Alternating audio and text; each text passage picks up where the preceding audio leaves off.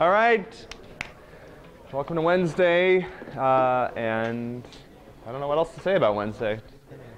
But in between. What? Hump day. Hump day? Yeah. Okay. Is that because it's the middle of the week? Yeah. Okay, good. All right, so today we're going to finish up talking about software interrupts, and particularly finish software interrupts and exceptions from last time. And then we'll talk a little bit about the illusion of concurrency and CPU multiplexing. And we'll sort of take you through a little bit of a historical perspective on how the relationship between computers and computer users has changed over time, and how sort of the commodification of computing has affected the way hardware is designed and sort of produced the modern computer that you guys are used to working with. All right? OK, so just brief announcements. If you're not signed up for Piazza, if you don't have a partner, and at this point, you should be starting to get onto assignment 1, you guys are sort of behind. So if you're not there, if you're having struggles with these things, please send an email to the staff or just get going. Several people have asked what the access code is for the Piazza forum. The access code is actually on the website. So this is one of those like reading comprehension questions. But just for the sake of acknowledging what it is, it's just ops class. I think there might be a hyphen in there somewhere, but it's ops-class. So that's how you get onto Piazza. I think everyone's on Piazza, hopefully by now. So the other thing that's starting to happen, and this is going to be sort of a continual thing that's going to happen throughout the term, is that the assignments, the lectures and recitations can sometimes start to diverge a little bit. I mean, particularly because you guys are sort of working on these assignments at your own pace. I'm asking the TAs to cover material and recitation that's designed to sort of cover where you should be. So this week, Guru's been starting to look at assignment 1. That's where you should be at this point in the progression of the assignment. So those recitations will give you some idea of where we think the stage of the assignments that you should be at. Yeah? On top of recitations, the recitation yesterday had a sign on the door that said there was some kind of physics colloquium in there. Yeah, it's been moved, and the calendar is up to date. And there was an announcement on Piazza about this. I'm pretty sure it's now in Talbert 107. Okay. Yeah, so if you were at the old room, then you were part of a physics colloquia. Was it interesting? I didn't go in. OK. I don't know. It might have been helpful. Who knows? So, and yeah, oh, sorry. There's always one thing I forget to do. So this week, for example, we're coming to assignment 1. And Guru may talk about some synchronization-related stuff that we won't get to in lecture until early next week. So, and this is not completely super desirable, but it's not a terrible thing either. And it's not really avoidable in any meaningful way. OK? All right, so questions about the material we covered on Monday. On Monday, we talked specifically about how, what it means for the operating system kernel to be privileged, how those privilege mechanisms are exposed by the CPU, and times in which the operating system gains control of the system and has a chance to run. So any question about that? I know we didn't quite finish. Yeah? So that is like actually in like the operating system kernel code handling interrupts and exceptions, right? Oh, yeah. Your operating system has to be programmed to do that. Exactly. That's a big part of the job of the operating system, is dealing with exceptions and interrupts caused either by hardware or software, and then exceptions usually caused by software. Yeah. So that's a big part of a lot of times when the operating system starts to execute, it's for one of those reasons. In fact, almost always when the operating system starts to execute, it's for one of those reasons. Either it needs to do something to hardware because hardware is asked for help, or it needs to help out a user process because the user process has requested some form of support through the system call API. Good question. Any other questions? Yeah, Paul. If you use SPL high or disable interrupts, right, and then one of those involuntary exceptions happens, like the third category, yeah. What happens then? I think so. Those non-maskable exceptions, I think that those will still trigger the exception handling routine, right? So Paul's referring to a mechanism that you can use in your own kernel to disable interrupts. There's times when you need to do this within the kernel to make things safe. We'll talk about that a little bit more next week. And if you started with assignment 1, you'll be learning a little bit about that already. But yeah, the non-maskable exceptions they cannot be ignored. Right? They will always trigger the exception. Yeah. And exceptions can it be handled in user land or it specifically calls things kernel land? Yeah, well, let me table that question because we'll come back to that. We didn't quite get to software exceptions yet. We talked about hardware interrupts and software. Started to talk about software interrupts. We'll talk about exceptions today, but to answer your question, no. When we're talking about software exceptions here, we're not talking about like the exception that you can throw in Java or something, right? These are not software exceptions. They're not for software purposes. They are exceptions that will cause the operating system kernel to run. And some of them, actually, the large majority of exceptions that are created by user programs are actually completely benign and natural. They won't make a lot of sense until we talk about memory management, but there are some that are deadly and indicate some sort of bad programmer error. We'll talk a little bit about those today. That's a good question. Any other questions? Great questions. All right, so let's try to remember here. So we talked about the process abstraction. We said we could do that without privilege. So why does the operating system need special privileges? Pick on people. Why does the operating system need special? Well, that's sort of what the privilege allows it to do, but why does it need those privileges? Volunteer? Yeah. Yeah, so in order to multiplex resources, right, I'm going to divide up resources, and I need to enforce those divisions. So that's one of the main reasons that the operating system is granted these special powers on the machine, right? So true or false? Implementing common operating system abstractions requires these special powers. False, right? And if you want to convince yourself of that, just look at a variety of different user libraries that do a lot of OS-type stuff, right, without actually requiring privilege, right? So privilege is really much more connected with multiplexing than it is with the operating system's role in creating abstractions. So how does the processor actually grant this? When we talk about special privilege, what does that actually mean at the processor level? Yeah? By going into kernel mode, the privilege mode. Right, so there's actually this thing called privilege mode on the CPU, and what does that mean? What does it actually allow me to do? There's certain instructions you can only run when you're in privilege. Right, so there's actually certain instructions on the processor that will cause an exception if they are not executed when the privilege level has been raised into kernel mode, right? All right, so what happens when an interrupt happens? Right? So a hardware device needs attention, or today we'll talk about the software interrupts that you can generate using system call. There's 3 things. Damien, what's one? All right, so it raises the privilege level. What's the next thing? That's kind of important, given if I'm going to raise the privilege level, what better I do? Saves whatever it saves the state that is. Okay, so yeah, it saves some state, right? So that I know what happened because I'm about to do something about what just happened. And then what's the third thing? If I raise privilege level, I better be what? You jump to a predefined location to handle it. Yeah, I jump, and whose code is located at that predefined location? We hope. The kernel's code, right? So it starts running, it enters privileged mode, it records some state, and then it actually jumps to a fixed location that's agreed on between the operating system and hardware and starts executing the kernel interrupt service routines, right, that the kernel loads there itself, right? Give me some examples of hardware interrupts. Interrupts occur when? I need to get better with names so I can pick on people. Yeah. Say you got a packet on a network card, you'll probably alert it. Sure. Network device needs some sort of attention, right? So disk read finishes, network card receives a packet, and today we'll talk about timers, right? One of the most important devices on the system for doing scheduling and for multiplexing the CPU. Yeah, this question? What about like if you plug in a USB drive? Yeah, probably generates the USB controller probably generates some kind of interrupt, being like, hey, there's something in me, you know, some new thing showed up, I don't know what it is, figure out what to do. Yep.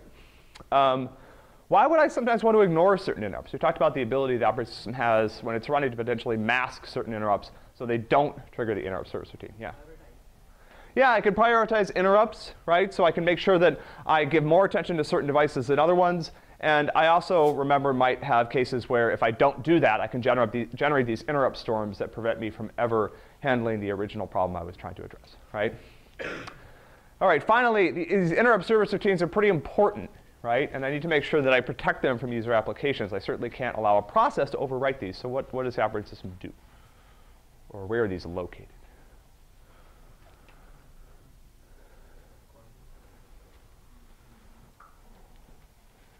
finally stumped you guys. So these are loaded in an area of memory that processes are not allowed to access, right? So if I tried to overwrite the exception handlers, I would actually generate an exception. Right? All right, any other questions? I'm going to finish up talking about software interrupts. So last time, remember, we talked about hardware interrupts, and we started to get here, right? And we said, OK, well, I can reuse the same sort of mechanism, right, for entering the kernel to allow the kernel to respond to requests from software, right?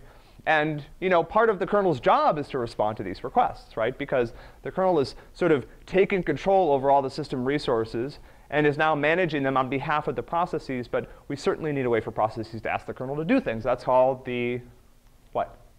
What interface allows the user processes to request help from the kernel? System calls, right? It's a system call interface, right? And again, you could think about it a lot like an interface to a library or another piece of code that you might use, with one big exception, which is that the calling convention is completely different, right? Because it actually causes the kernel to start to run, right? So on MIPS, you have this special instruction that's part of the processor itself called syscall, right? And syscall essentially just reuses the interrupt mechanism to allow the kernel to run. So if you execute a system call instruction, what will happen? We just went through this a minute ago. 3 things. Enters privilege mode, records state, jumps to a predefined location, right? So same set of mechanisms used to handle hardware interrupts, with the exception being that there's no line on the CPU that was raised to generate this. This was actually done by software, right?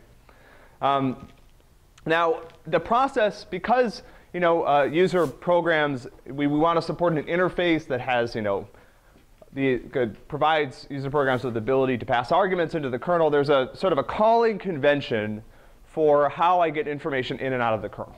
So, and this is typically handled for you by the C library. The application sort of has to put things in a specific place where the kernel expects to find them. So there are certain registers. You guys are going to get quite familiar with this when you do assignment 2. There are registers where the kernel expects to find arguments to the system call.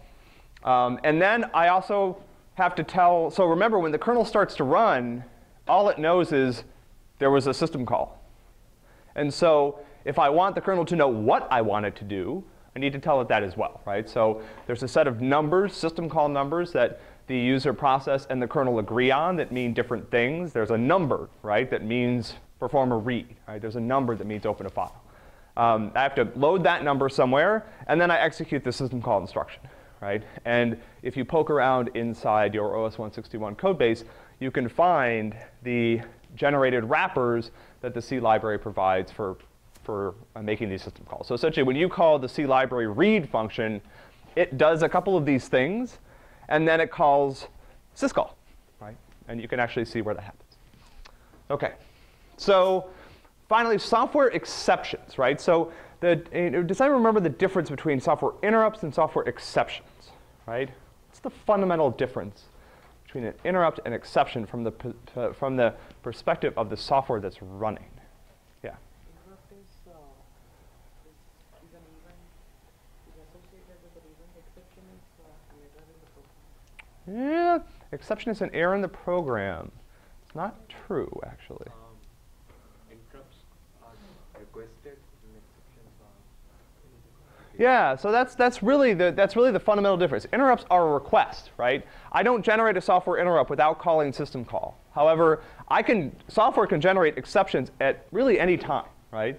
And the exceptions are many exceptions are handled completely transparently by the operating system, and the program is allowed to continue to run. And we'll talk about sort of the process of switching back and forth between different programs a little bit more today, or if not today, on Monday.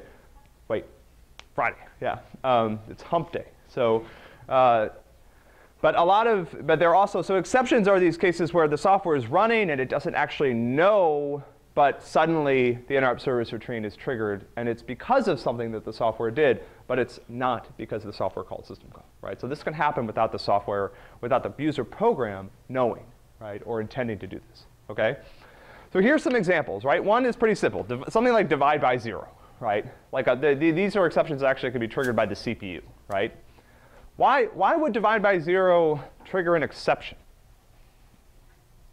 This is one category of exception, right? I mean, why, right? Why not just return error or something, right? Yeah, there's nothing to return, right? Like the process did something where then there's no well-defined thing to do next, right? I can't let it keep running, right? I can give it like 0 or something, right? So there are times where the process has done something that is so wrong or so buggy that I simply just cannot let it continue, right? I don't have a next step. The next step is to just kill the process usually. Can you guys think of another example of something like this? Well, OK, accessing memory that I don't have permission to access is a good one. Same thing. What do? You know, there may be no contents of memory there, so I really can't continue, right? Give me another example associated with kernel privilege. Yeah, those are usually expressed as memory errors. Yeah. Yeah, I tried to execute a privilege instruction. Whoops. You know, so in all these cases, there's no real right thing to do, right? And so usually what I do is just kill the process, right? There's one, but again, as I said before, I've been hinting at this, most of these software exceptions are handled transparently, and the software is actually allowed to keep running, right? So this is bad memory. This is back to this, and then, oh wait, yeah, let me go through this.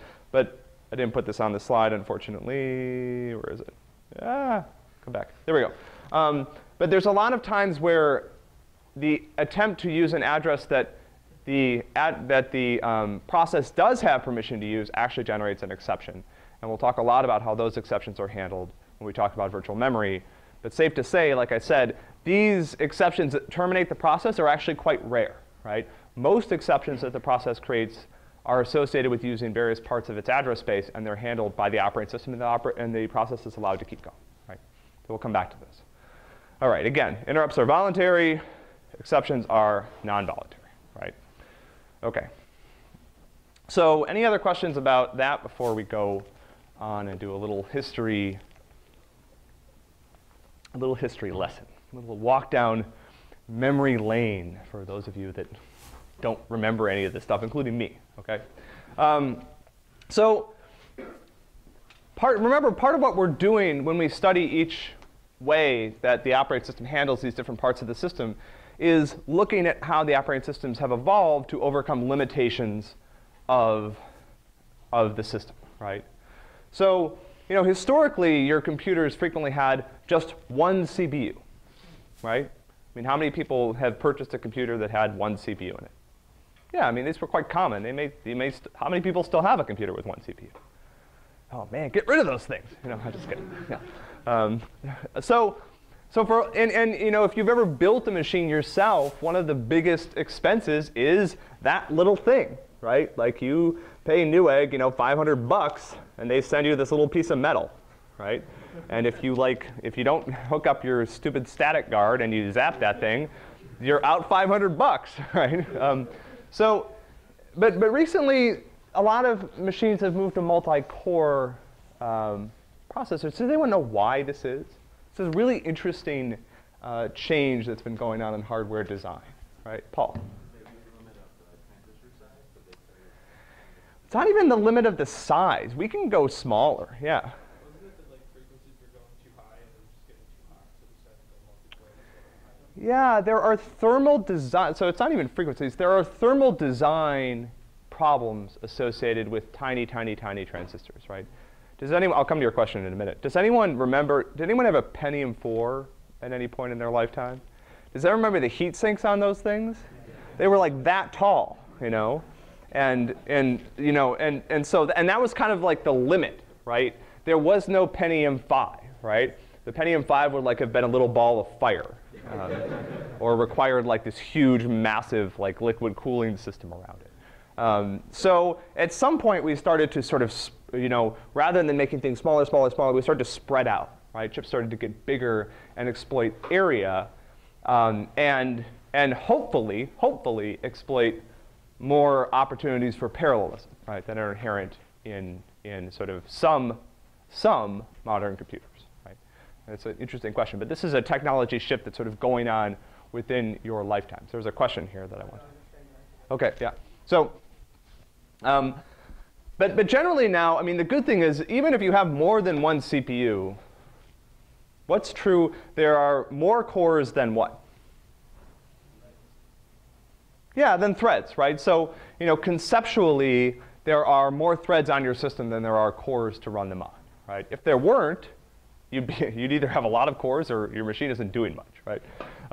But normally, because of the threading abstraction and how powerful it is, programmers, again, I mean, Firefox might have a thread for every tab, right? It's not necessarily the only way to program a multi-tabbed web browser, but it's the way that people have sort of adopted because there's some nice sort of conceptual features in it, right?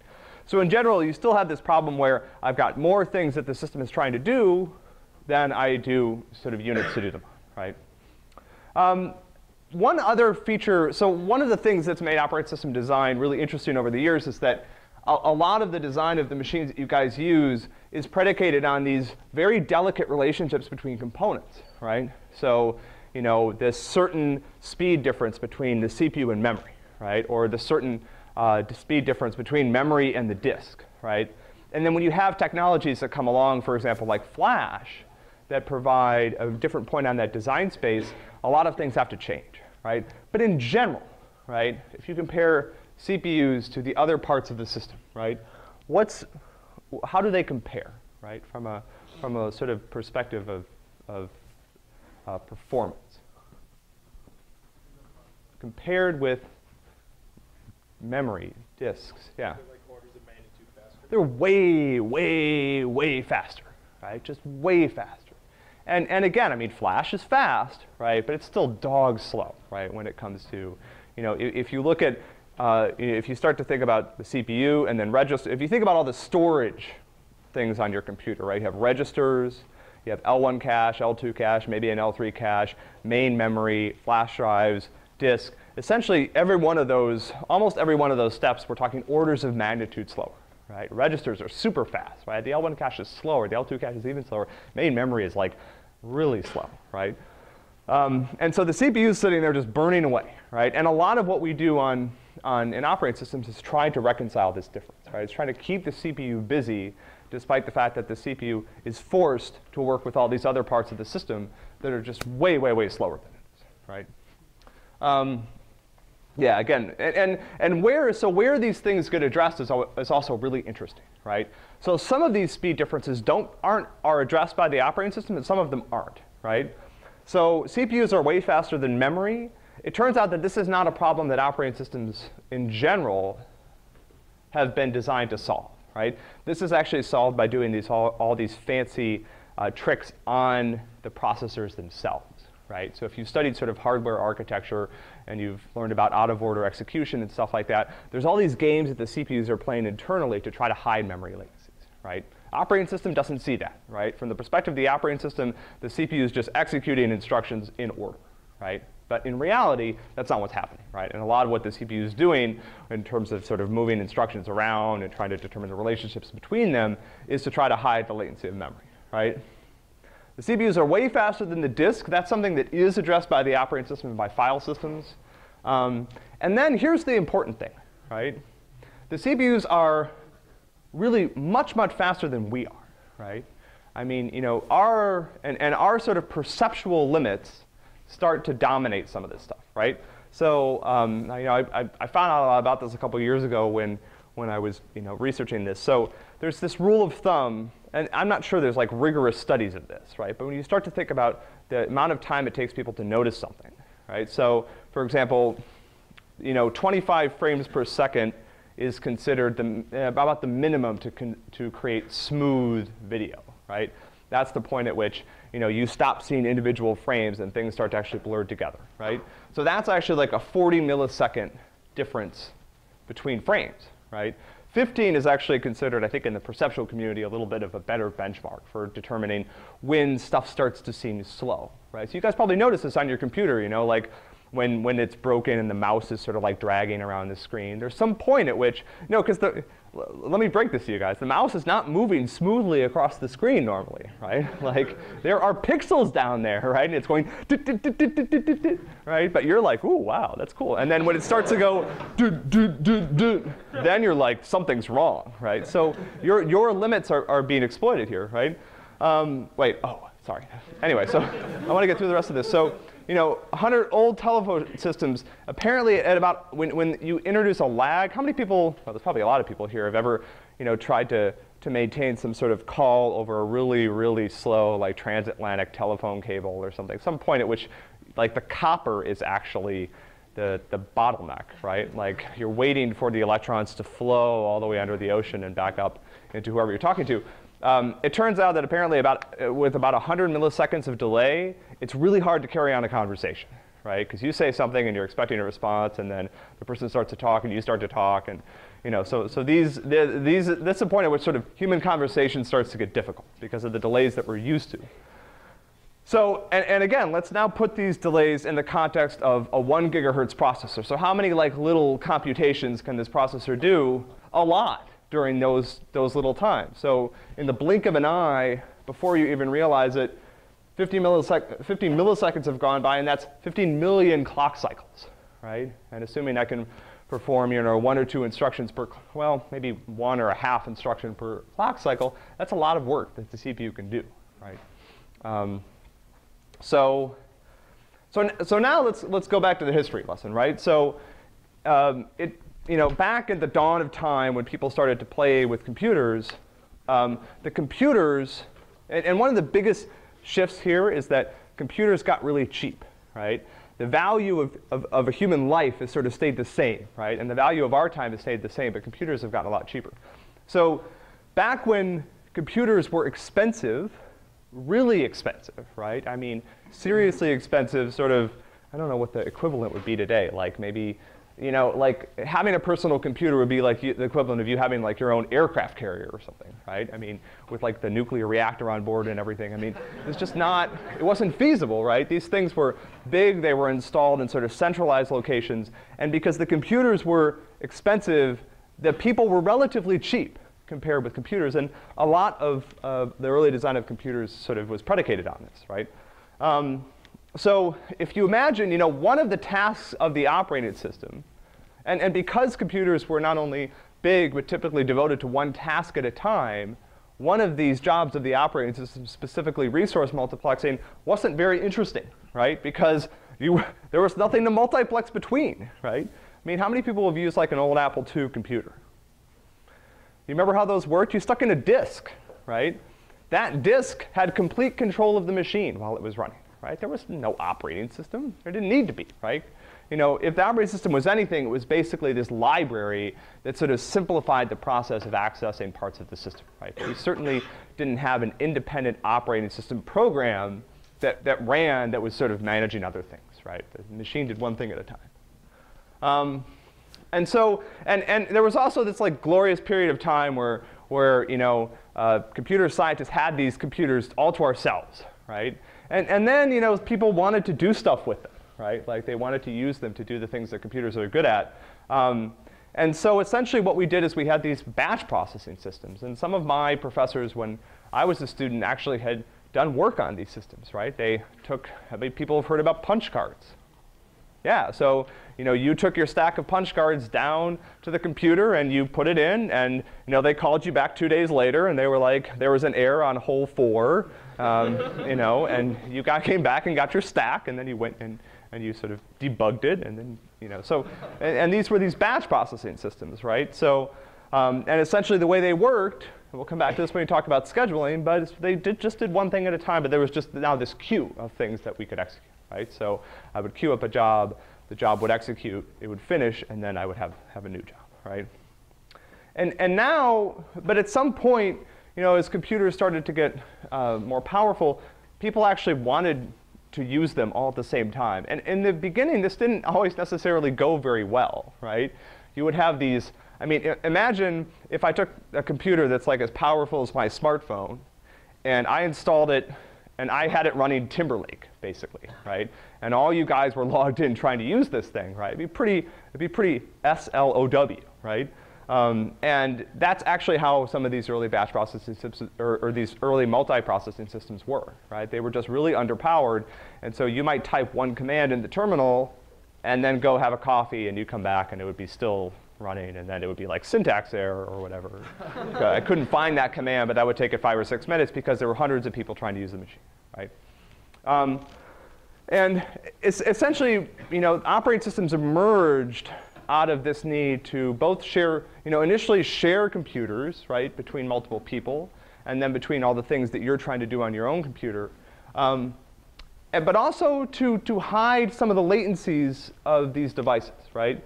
So when we started out, we had one person, one computer, and non-interactive use, right?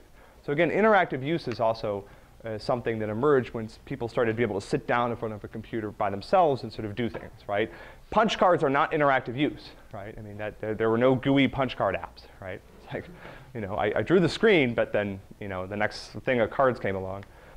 And when computers were expensive and humans were cheap, it was much more efficient to schedule humans, right? It essentially forced people to queue up one job at a time to use this sort of extremely expensive resource, right? And this is where we started to do this batch scheduling sort of approach, which is that computers were sort of timeshare type systems, right? But there's a problem here, right? And actually, this problem sort of motivated a lot of what happened next, which is that I just got done telling you that the CPU is the fastest part of the system, and that actually isn't a new thing. That's been true for a long time. So if I line up jobs one at a time, and I give those jobs the entire computer to themselves, and I let them run until they finish, what is a problem with this? Yeah, OK, I have wasted cycles, but why? Well, what part of the system is going to be the bottleneck? I mean, anything other than the CPU, right? It means every time every time I have to write to disk, every time I need to read from memory, the CPU is sitting there stalling, right? Waiting for this part of the system to complete, right? And hiding these latencies, right, is something that would be great to do. But hiding those latencies means I need something else to do, right? I can certainly say to the CPU, OK, well, while you're waiting for the disk, you should do something else. But in batch scheduling jobs, there wasn't necessarily anything else to do, right? That was the only thing the computer was doing. And so again, I mean, one of the reasons that operating system emerged was to essentially try to make better use of these computers, right? So still think big, expensive mainframe machines. But now, if I line up jobs in front of them, I have a lot of idle cycles, right? And so if I could be clever about how I use the CPU, I might be able to actually keep the CPU busy by scheduling more work than I can do all at once, right? And so, essentially this notion of concurrency or multiprogramming can either mean, I can, run multiple tasks for multiple users all at the same time.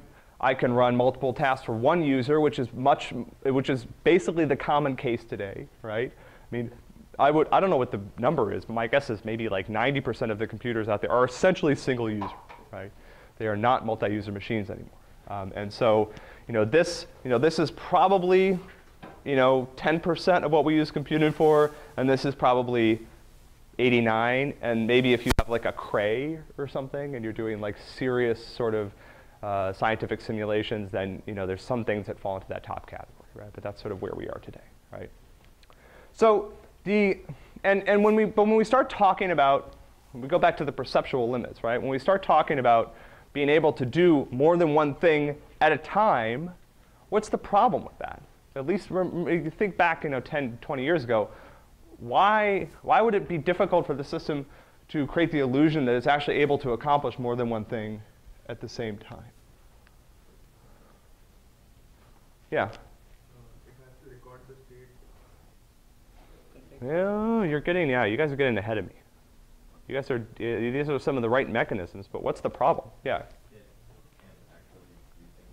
Yeah, it actually can't do more than one thing at a time, right? It's like I got this one processor, right? And this one processor is doing one thing at a time. So if you, I mean, yeah, I mean, like maybe I can, you know, if like I want to create this illusion, I want it to look like I'm doing multiple things at one time, right? And so, but here's the sort of happy ending to this story, right? Which is essentially that you guys are so slow, right? And the CPU is so fast that it can fool you, right? And so how does it fool you, right? So, you know, imagine this is my machine and this is some, you know, very primitive illustration of the fact that I'm using multiple copies of Firefox or a shell or a VirtualBox that are sort of running simultaneously, right? And let's sort of zoom in on a little bit of a little box of time. So what's actually happening here? This is how the machine might seem to me if you asked people, what is, you know, tell me what your machine is doing. It says, oh, it's running Firefox and my music is playing in the background. It's doing this and that and the other thing. What's actually happening? One processor. Yeah, it's like this, right? It's going boop, boop, boop, boop, boop, boop, boop, back and forth extremely quickly. And because you guys, you know, can't tell, you know, it's like, oh, I painted Firefox, you know, and now I've got, you know, 15 milliseconds to go do some other stuff, right? And then I have to move the mouse again, right? And if I don't get back to move that mouse, then he's going to be like, oh, that's weird, right? But as long as I get back in 15 milliseconds, then I'm fine. You know, I've got all this time I could do other stuff, right? Background processing. I can write some data to the audio device or whatever. And we refer to these transitions at the operating system also are what are called context switches, right? A context switch requires, as somebody said, recording the state for whatever I was doing, running off and doing something else, and then running back to the thing I was doing, recovering that state, and starting it up again, right? So if I want to switch between different, let's say I've got a bunch of different, you know, processes that are all running at the same time. The first problem is, how does the operating system get permission to run, right? Remember, right, it's an operating system that's going to be orchestrating this, right, through a process called scheduling that we'll come back to when we sort of get to the policy decisions about how things are done, right? But remember, who remembers when the operating system actually gets to run? Yeah. Yeah, so you know, I might get like a hardware interrupt. I might have a system call that gives me a chance to run, or there might be some exception that I need to handle, right? Whenever the operating system has a chance to run, it has the ability to decide that the processor should now be used for something else, right? So if your program, so you know, as programmers, you guys should be aware that anytime you make a system call, that gives that you know, snaky old operating system a chance to say, you know what, that process is run long enough. I'm going to go do something else, right? So this is a pretty simple solution, right? I just won't make a system call. You know, just do all my work myself, and therefore I cannot be stopped, right? And maybe also the hardware is not doing anything, so there's no hardware interrupts happening. So that sounds awesome, right?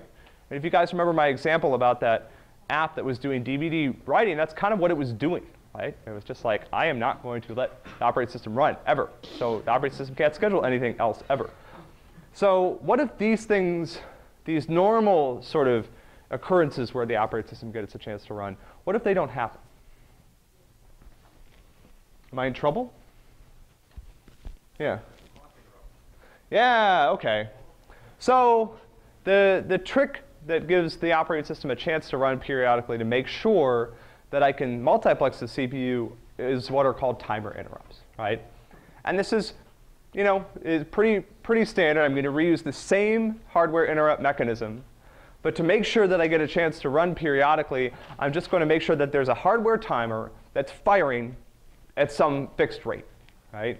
And every time that hardware timer fires, it triggers the rest of the mechanism we talked about before. I enter the kernel, and now the kernel is running, and the kernel can make decisions about whether to stop the process that was running before the timer interrupt, or to allow it to continue, right? And this is code that you guys will be looking at as part of assignment 1. Yeah? I don't know. That's a great question. Yeah. Maybe the DVD writing process had sort of disabled those. But.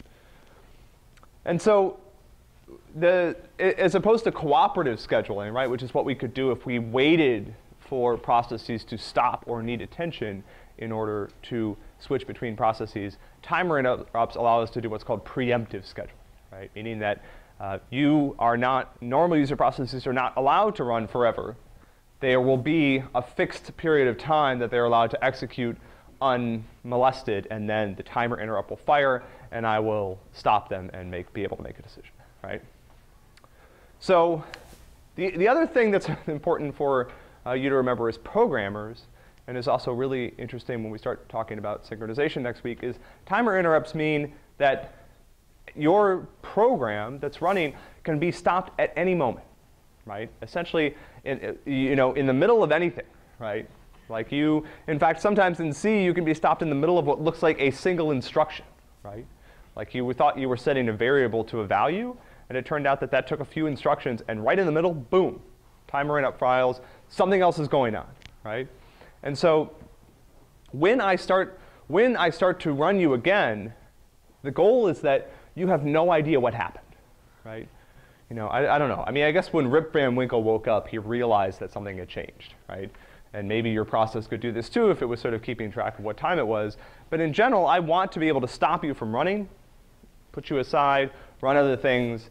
And when you start up again, I want essentially everything that you were doing, your entire environment, including the entire CPU, to look identical, right? The way we do this is we save state about each thread during a context switch, right?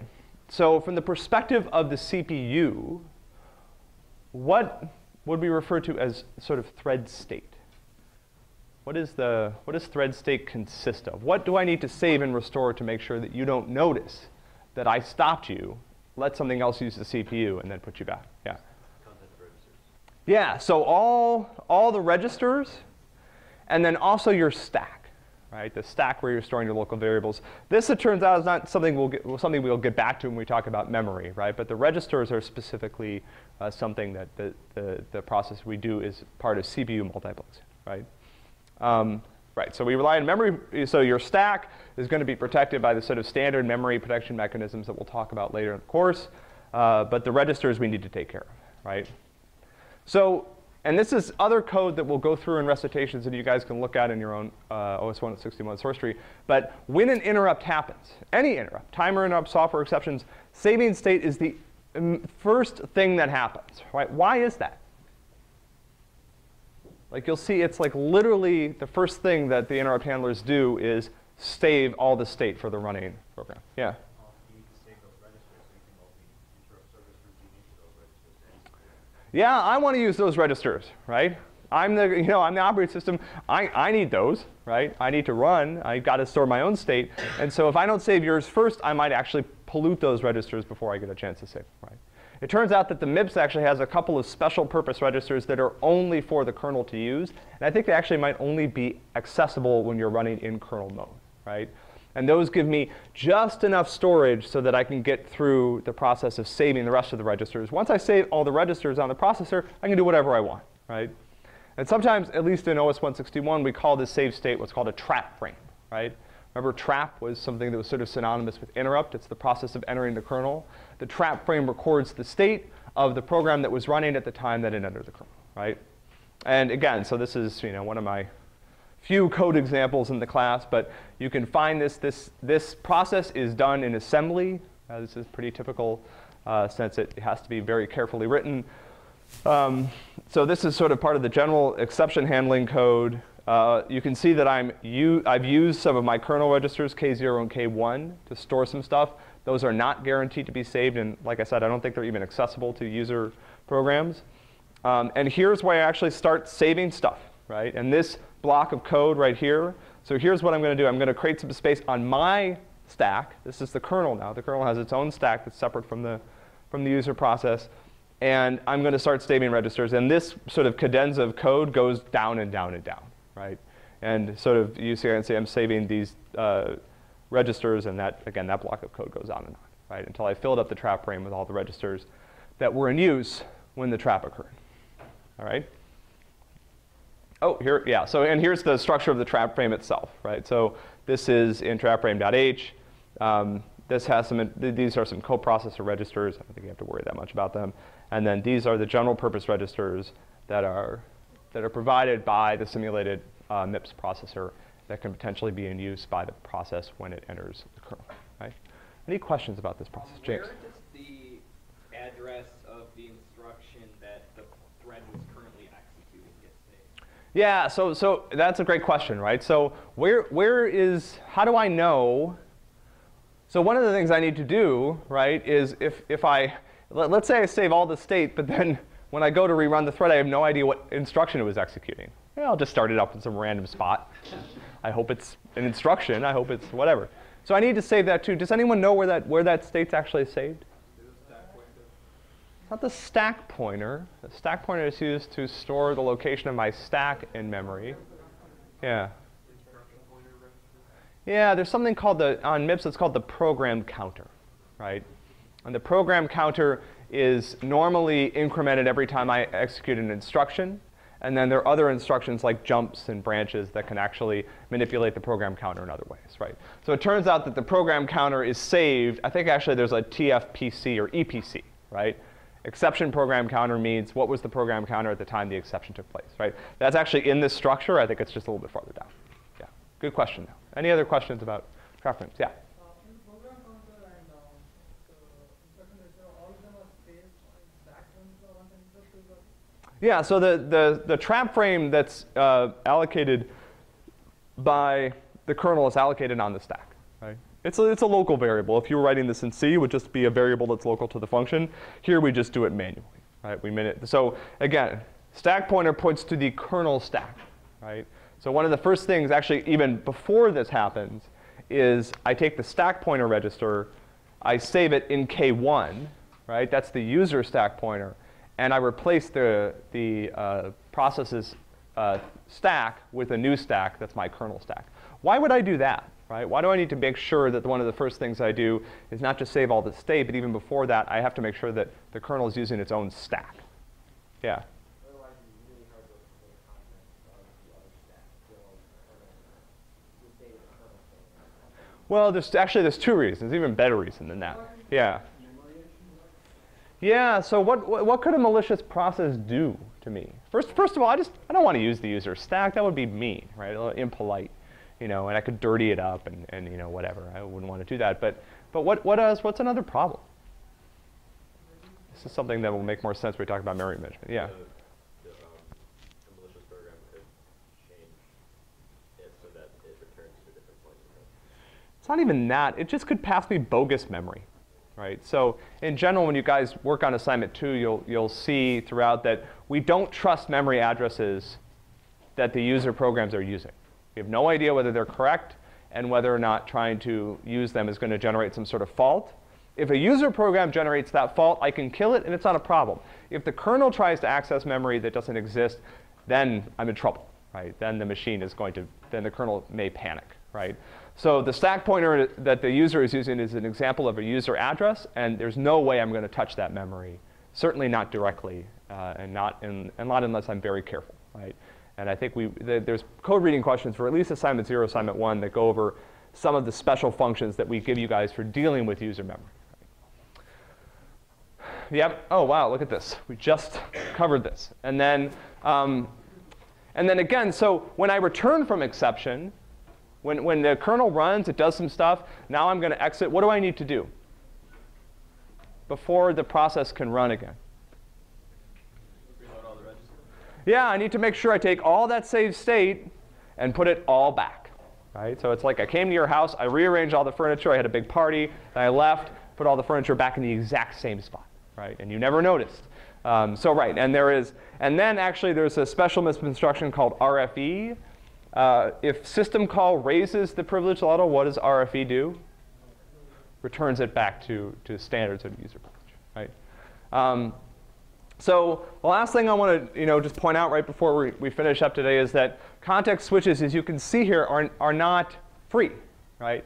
The process of entering the kernel, either because of a timer interrupt or because I made a system call, actually requires executing quite a bit of code. Right? Before the kernel can even begin to run, I've got to execute like 100 instructions just to save the state, right? And so what this creates is a cost to enter the kernel, right? Or we can call it sort of crossing the kernel user boundary. And so when we start to think about scheduling, about how often we're going to reschedule threads, we start to think about the overhead associated with system calls. This is part of what creates it, right? All right, any questions? Sweet. Go me on time. OK, I'll see you guys on Friday, and we will talk about threads and thread transitions.